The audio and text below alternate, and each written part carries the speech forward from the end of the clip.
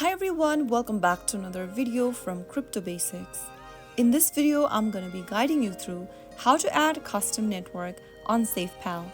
To add custom network on SafePal, first of all, go ahead and make sure that you have updated the SafePal app to the latest version. Once you do that, open the SafePal app on your phone. After you're inside the home page, click on the gear button at the top left corner. Inside the settings menu, tap on Custom Network. Now click on the Add Network button at the bottom and click on the plus icon right next to the network that you want to add.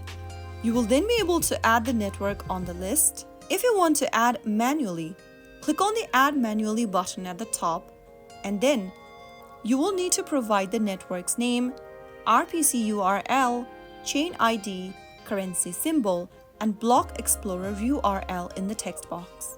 After entering all of these information, click the Add button, and your custom network will now be displayed inside the network list. So that's how you easily do it. I hope the tutorial was helpful to you.